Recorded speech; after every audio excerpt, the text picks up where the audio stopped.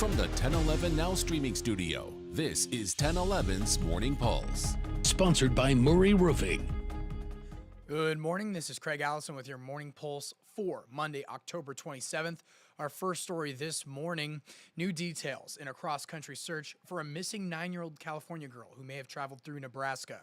Investigators say Melody Buzzard was last seen on October 7th with her mother, Ashley. New surveillance footage from that day shows Melody at a rental car agency wearing what appeared to be a wig to disguise her natural hair and a hooded sweatshirt with the hood pulled over her head.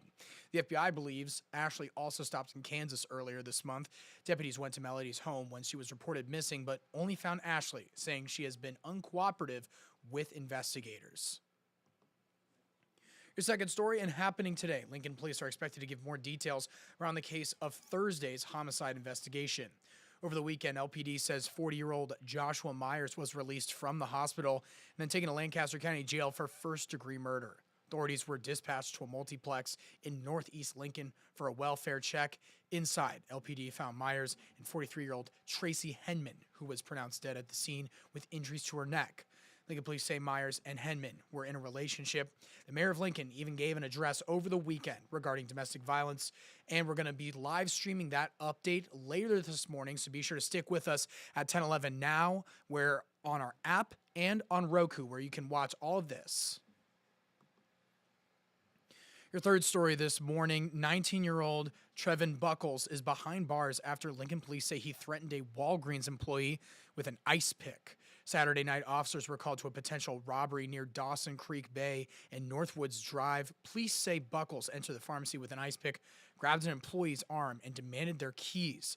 Buckles wrestled with the employee before another person came over to help. When officers arrested him, they say they found cash on him, accused of also robbing a nearby store.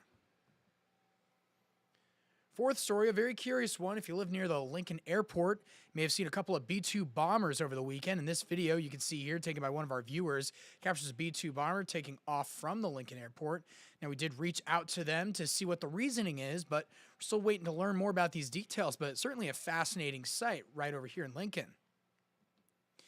And wrapping things up with your final story, Halloween spirit met shopping fever on Prescott Avenue yesterday afternoon. Nearly a dozen of the locally owned shops along the street took part in a trick-or-treat event. Storefronts passed out candy to hundreds of kids who showed up in full costumes. Seasonal event for the whole family that was even a bigger success than organizers expected, but they hope this was just the beginning of what will become an annual event. So a lot of fun activity right there just ahead of Halloween coming up this week. That's going to be your morning pulse for this Monday morning, and we'll wrap things up with a look at your 7-day forecast. Feeling like fall with some rain chances today.